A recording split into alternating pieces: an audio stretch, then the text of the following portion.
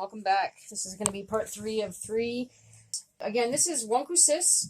That means fox, and foxes is Wonkusisak. And so why would we want to say the red fox is red? It sounds kind of weird. Well, because from Siberia all the way in North America, Siberia being where the red fox is from, Volpes is because they have 4 color fades. So our foxes change color throughout the seasons, as well as they are just different colors depending on where their genetics are from, their location. And then also because we have gray foxes and red foxes in Indokina. So basically Indokina has red and gray fox. But we need to get into making colors of the fox so that when we see it, we can describe it. So if we just wanted to say a couple quick things, Umquigit, Wonkusis, Umquigo. That's red fox is red. Umquigit, Wonkusis, Umkazawigo. The red fox is black. Umquigit, Wonkusis, Wombigo. A red fox is white. Umquigit, Wonkusis, Wibwigo. A red fox is gray. And this is true. They have different colors, and so therefore they're going to have different ways of describing them. And you can hear there the geet ending for red fox, and you can hear the go ending for the color that the red fox is. And so those are all singular awani endings. We're going to go into some kagwi endings towards the end of the video.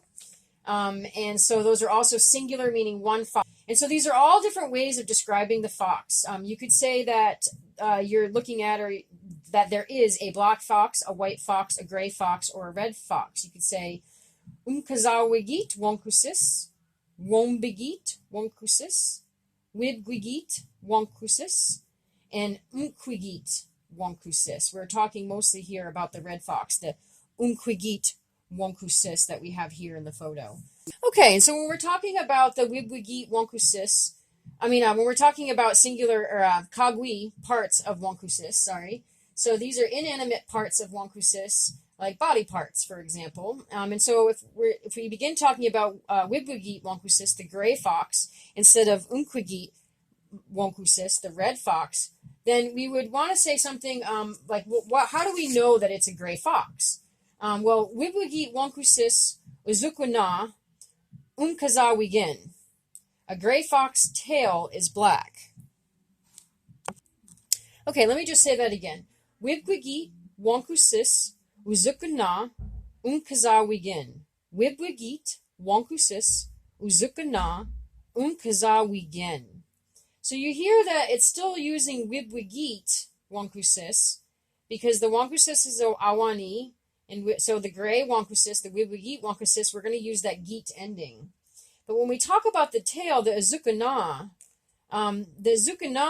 is Umkazawigen, and that's because it has the gen ending. We know Umkaza is black, right? We remember that from the root word videos and other videos. But so Umkazawigen, so now we're ending in the gen, and that's the kagwi singular ending for an independent color adjective. Okay, and that's how we say that the tail is black. But what if we wanted to say that she had a black tail? So we could say Giki namawa Umkazawigek uzukana. But we're trying to focus on Umkazawigek uzukana. So uzukana is tail. Umkazawigek is the black tail. And you can hear that we've got gek on the end of that. We're not using geet for the conjunction form because that's for awani. We're switching it to gek because we're talking about kagwi. The tail is kagwi.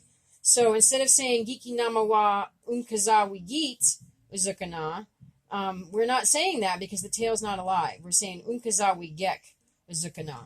And that's because the black tail is kagwi. So these are the kagwi forms, remember. So another way that we could say this, if we're talking about Umquigit Wonkusis, is we could say, because essentially Wibwigit Wonkusis has a black tail, but, Wibwigit Wonkusis Uzukana Umkazawigen. The gray fox tail is black, but the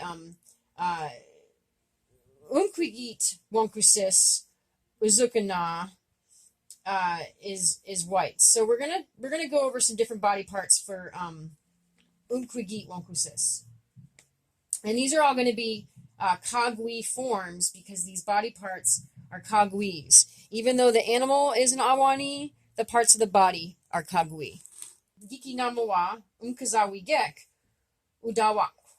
And that W is quiet but not silent at the end there. Udawaku. Udawaku. Udawaku. So Giki namawa unkazawi gek udawaku. Giki namawa unkazawi gek udawaku. And so that's saying, look at her black ear. And you can see that again, the gek is the ending for unkazawi. So unkazawi gek, udawaku. And that's for the conjunction of the color or the adjective with the ear, the noun. Versus before we used gen or gen as our ending for when it's independent. So again, we're using unkazawi gek uzukana, and we're doing unkazawi gek udawaku. And so that's for black ear.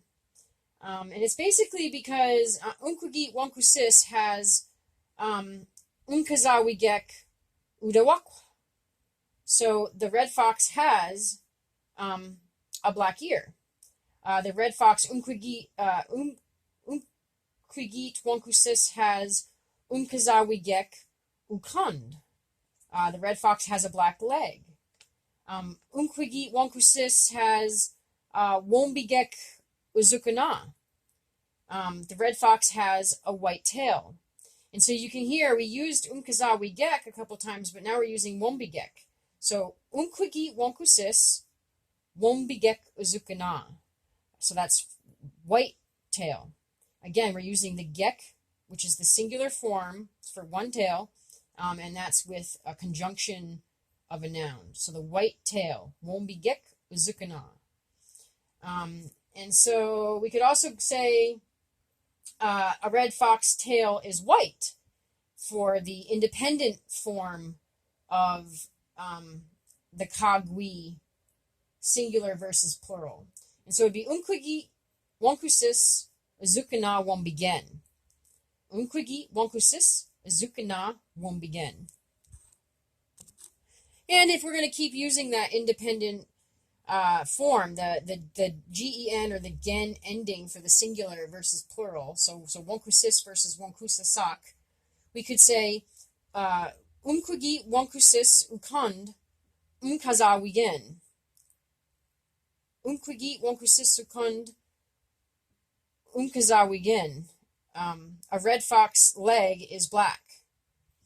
And then we could also say unkwigi wankusis udawaku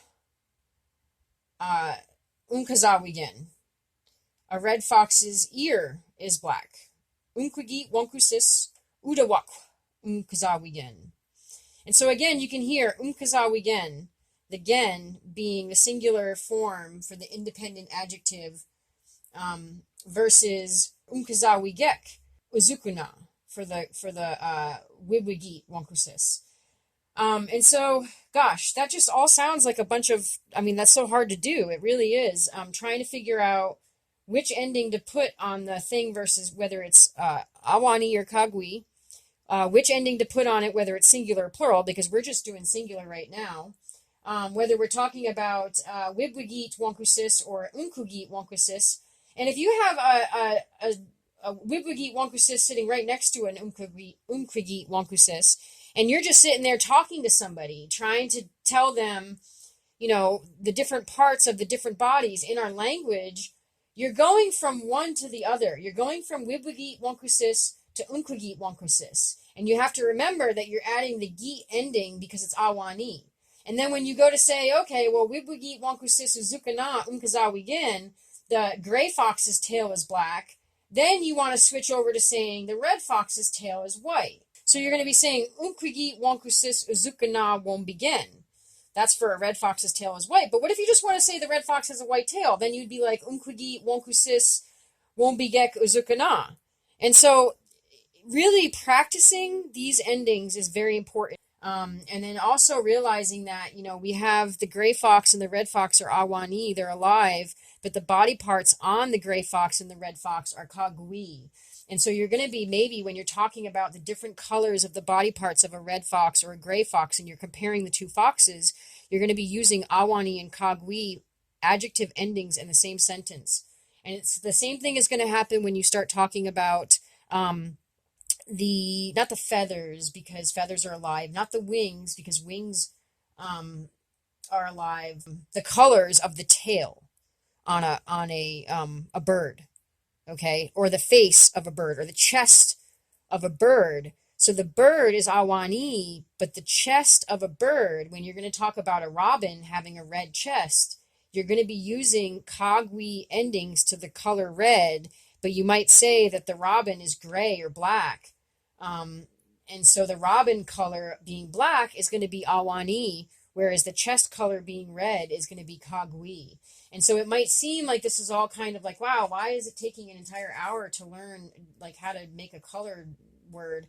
But for some reason, instead of just saying red or black, we change the ending to the adjective. And so it makes the language very complicated. And because of that complication, practicing is incredibly important. It's so important, just singular. That's why we're doing only singular. Those are the 4 singular endings that we're using. So we're using go and geet, and we're using gen and gek. And that's for singular. So now when we get into plural, we need to learn 4 more.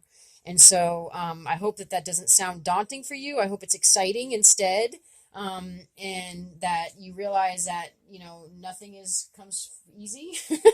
And that's the humility that we get to experience as Native people when we're learning our languages and we're practicing our languages with each other. So it's actually really quite fulfilling once you get it down.